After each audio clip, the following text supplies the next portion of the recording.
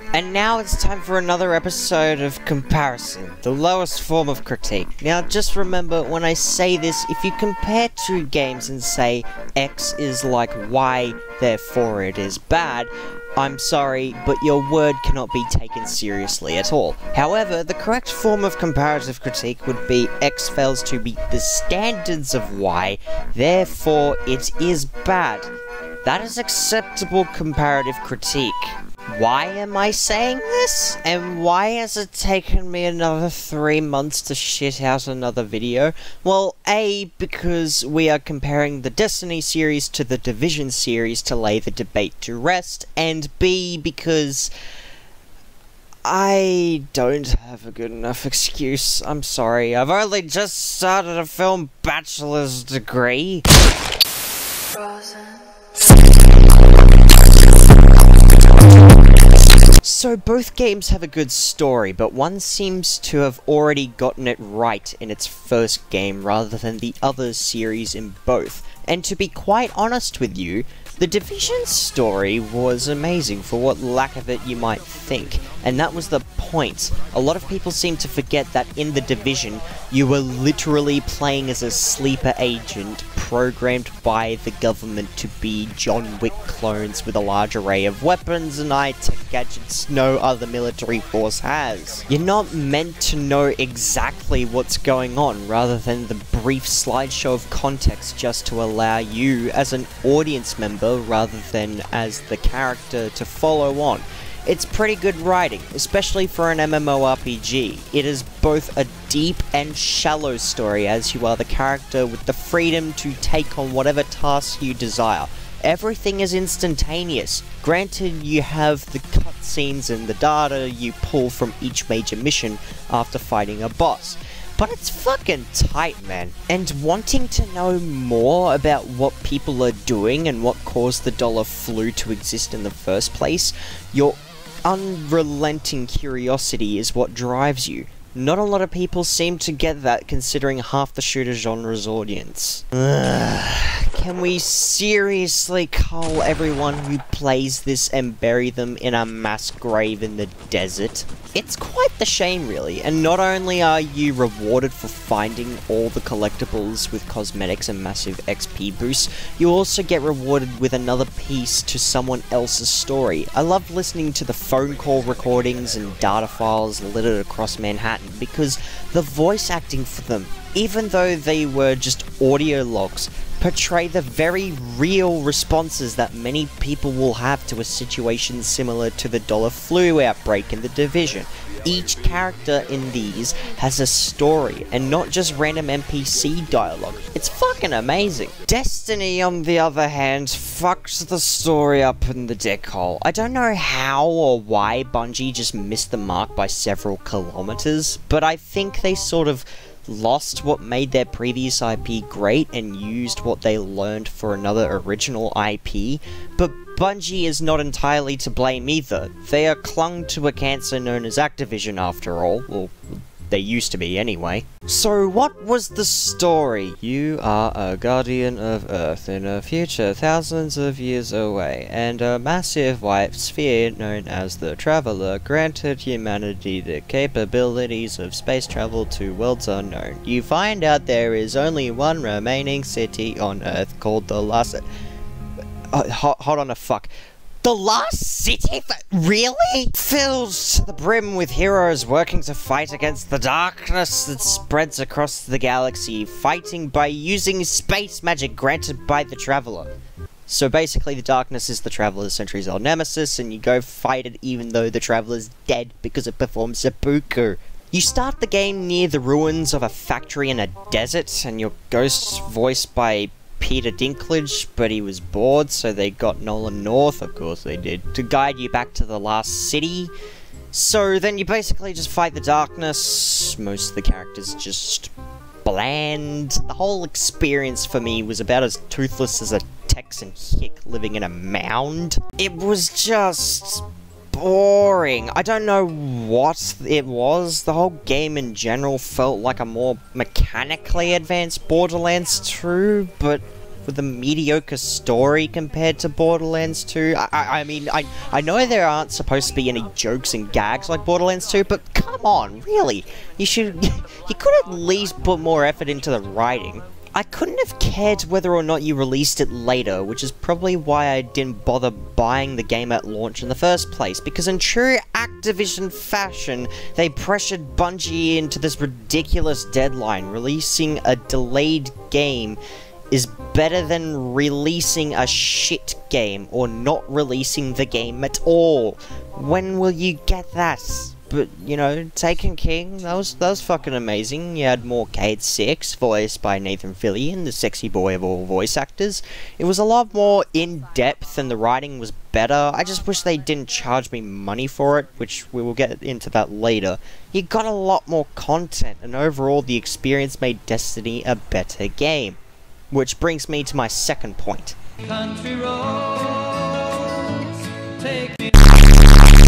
So here's where we get knee-deep into the shit. The Division and Destiny both had season passes, but how they functioned relative to the game and what the DLC contained is very different from each other. So the Division's season pass contained 3 expansions. You had Underground, Survival, and Last Stand. These 3 DLC packages, like Destiny, could only be accessible after you complete the main story missions. Underground was a DLC expansion that added a new area to the terminal, a second hub underneath your base of operations. In Underground, you would engage in randomly generated missions which would never be the same each play, and you'd have to complete certain objectives. Granted, the main objectives of these missions would be similar, but the enemies you encountered, the map, and the boss, plus the situational combat obstacles, would all be randomly generated. Kinda like a roguelite game. And it was fun. It is still fucking fun. Ubisoft did do a weird thing by pitching that this would be story-driven in the marketing for Underground though, which was what I was worried about, but it turned out not to be the case. Sort of. Look, it is, but it also isn't. It is in the fact that they needed a story to make it seem relative to the Division's main story, but it is only relative to the Division 1. In short, it isn't a particularly big deal enough to be carried over into the Division 2. And I am happy with that, because I only want the main story to be the big thing that's continued in a sequel, and this is what Tom Clancy games do well. You play as a soldier doing their job, a badass soldier, but you still get normal soldier treatment in everything you do in any of the Tom Clancy games, whether it be The Division, Rainbow Six, or Ghost Recon games. You are playing as a soldier in an advanced or special forces unit on a normal day's work for the character. Backtracking to what we were actually fucking talking about and getting away from the sidetracking, it's a pitiful shame it wasn't given the same kind of treatment as other more popular Battle Royale games. This is a really good game, why aren't you guys playing it? What was that noises? It fucking hurts! In Survival, you are spawned in a random room in Manhattan. Yes, the main stories map, and your goal is to try calling a chopper within the Dark Zone and evacuate from Manhattan to safety. All while trying to find weapons to salvage, food to keep you well fed, plus water to quench your thirst, medicine to prevent you from getting sick, armor and warp clothing to prevent hypothermia, and trying not to die. And because either way you'll encounter hostile NPCs in Survival, you can play in either one of 2 modes, PvP or PvE, which you can get raped by players or raped by slightly more difficult enemies. Then the last DLC expansion was Last Stand, which added more competitively driven multiplayer modes, Skirmish and Control. Skirmish basically being Team Deathmatch and Control being Conquest, which is weird how it functions. There are 3 terminals at each of the 3 control points that have to be manually hacked into, and you have to have hacked all 3 of them to capture 1 point. Otherwise, it basically plays how you'd expect a game of Control Points or Conquest would be. It's kind of fucking fun. Destiny was a greedy shit for money when it came to DLC, because if you wanted a continuation of the story that was canon and was important enough for its story to be carried over into the sequel, you had to pay and play all the DLC in order to keep up with everyone else in the story. Which is why I despise Taken King and praise it, because though it fixed the many issues OG Destiny had, as well as replacing the unenthusiastic midgets playing as your ghost, you locked an entire game's worth of lore and story behind a fucking paywall. What in tarnation? Why? Besides my valid complaints and bitching, the DLC did a few good things. The Dark Below added 4 story missions, a strike and raid mission, new bounties, equipment, and the 3 Crucible maps and 2 new modes, Inferno and Doubles for PvP. Max damage output was increased to 331 and the level cap was bumped up to 32. Wasn't the best thing, but still acceptable as DLC, but still, the extra canonically important story missions being locked in DLC really fucks me off. House of Wolves added 6 story missions, bounties, weapons and gear, a new special weapon class being pistols, meh, a strike and 3 Crucible maps and a PS4 exclusive Crucible map, making it 4 maps if you had a PS4. Upgrading was tweaked and revamped, allowing you to reforge new legendary grade weapons, except House of Judgment and Trials of Osiris weapons. Level cap was boosted to 34 and max damage was increased to 365. A mission exclusive weapon called the Scorch Cannon was added and 2 new multiplayer modes were added. Prison of Elders, a PvP arena style mode, the Trials of Osiris, where you and 2 other players in a team try to win as many consecutive multiplayer games as possible without losing to get big reward bonuses. And then Taken King and Rise of Iron Drop and Taken King added a new PvE arena and a plethora of story missions that, yes, are canonically important enough to understand the sequel.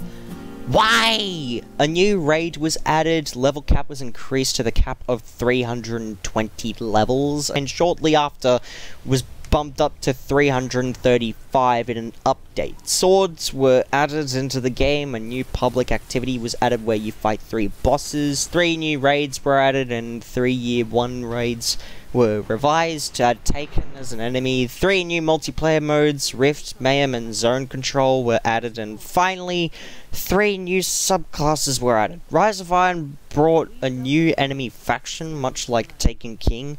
Level cap was increased to 400, new PvP mode called Supremacy, and a new public event called Archon's Forge. Rise of Iron, in my opinion, is what all DLC for Destiny should have been. Like, it really should have been what all the DLC should have been, where it doesn't add any canonically important story missions that you feel you have to pay for.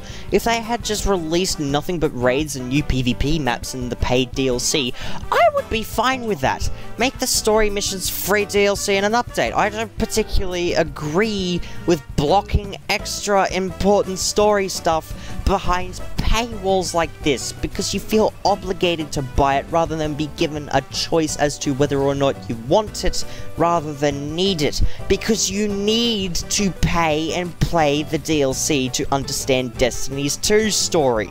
And that is bullshit. The Division never did that, which brings me to my third point.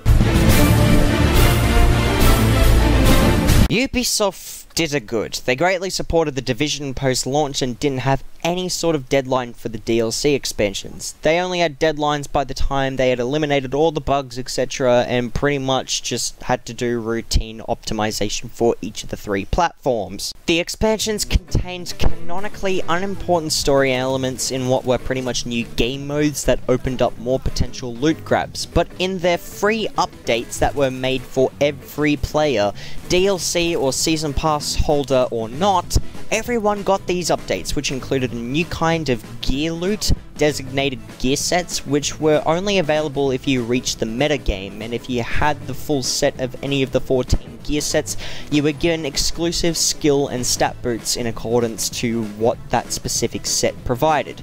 Global events were added for free, incursions were added for free, which are kind of like Destiny's added DLC story missions, except they were free of charge and were also only relevant to the Division 1 story. Then Camp Clinton was added as the last major update for the game, which added an incursion, a new sector of the map and Dark Zone, much like the previous updates, and a new mode available for everyone, which plays similarly to Call of Duty Zombies, except the AI is actually smarter. Balances were made, and the ability to customize your character's facial cosmetics, including hair, was added, fixing one of the only rare fuck-ups the Division had made. Destiny was fucking silly sauce. Activision and Bungie's idea of free content was limited time events that only lasted a few months or so, and didn't add any permanent content to the game made available for all players, regardless if you had any of the DLC or not. And even then, some of them were, of course, blocked to non-season pass holders, as these events took place in areas of the game that were only available to the player if you had the required DLC expansion.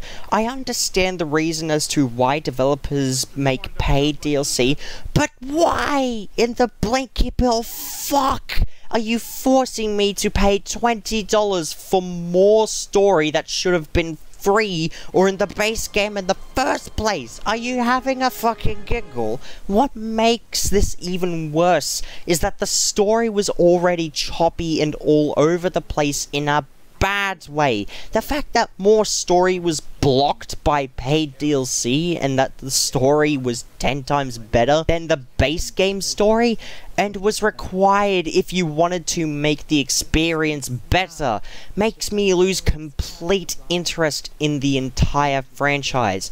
And to add insult to injury, you did the exact same freaking thing in Destiny 2 a year later after you had finished with the first. You went through the exact same cycle that began 5 fucking years ago. Shit story in the base game? Check. $100 season pass? Check. Added canonically important story missions and paid DLC? Check. Make that one DLC expansion that fixes any and all fuck-ups and block behind a $25 paywall. Fucking tick all the boxes. The only thing that changed is that you killed off a character that was so beloved by your fan base in such a polarizing and almost unceremonious manner. People started petitioning to revive him, and worse, he couldn't even be fucked to get Nathan Fillion to voice him in Forsaken. You got fucking Nolan North to voice him, the guy you already used to replace Tyrion Lannister. You got the guy who played this twat, this fucking guy, and this piece of shit. You just couldn't be asked about it. Fucking fuck Activision. Fuck. Look, I will acknowledge the fact that Bungie tried and failed miserably. Hopefully they can do the series justice now that they have divorced from Activision and fucked off with their child. But in just one singular game, and a new one just around the corner, Ubisoft have already proven to be the better competitor. The world in the Division was a lot more detailed. It wasn't anything particularly groundbreaking in terms of graphical fidelity, but the detail in the interaction you have with the little things in the game, you can actually damage screen panels rather than make as much of an impact as slapping a broken glass decal. Bullet holes are actual bullet holes in almost every surface in the game rather than a shitty decal. Snow actually melts when you throw down a Molotov or use your incendiary equipment. Glass and ceramic shatters with randomly generated shard mapping, which is dependent on where you shoot the window, ceramic tile or giant bauble. Popping tires on cars, trucks, and buses actually make a difference in combat, and you actually squish rubbish bags underneath your feet when you walk on them. They aren't just some static ragdoll or model with a complex collision box. No, you actually fucking squish the shit. Why doesn't anyone play this game? I hate you. And the sequel, The Division 2, is already showing a lot more detail in its world. You've got raids and loads of content in the base game and the meta game, and they are really taking care and consideration into making the Division 2. Enemies won't be ridiculously bullet spongy, balances will be made to PvP combat on the regular, with level-based matchmaking. Dark Zone returns in 3 sectors of the map rather than the one being slapped into the middle of the map very obnoxiously. All these things, and people still underrate the game because of a dodgy beta. Here's the thing. The beta doesn't represent the final release. After Fallout 76, we should have learned that by now. Fallout 76's beta was great, but the final game ended up being balls. It only represents what the developers have done with the game so far, and compared to other developers, Ubisoft have been extremely open with the development progress with all of their games ever since Beyond Good and Evil 2 was probably announced. So just think about it and make a fair comparison. You don't have to follow a shit game because it is popular by demand. You play the good games for a better experience, regardless who made it. Good night, everybody.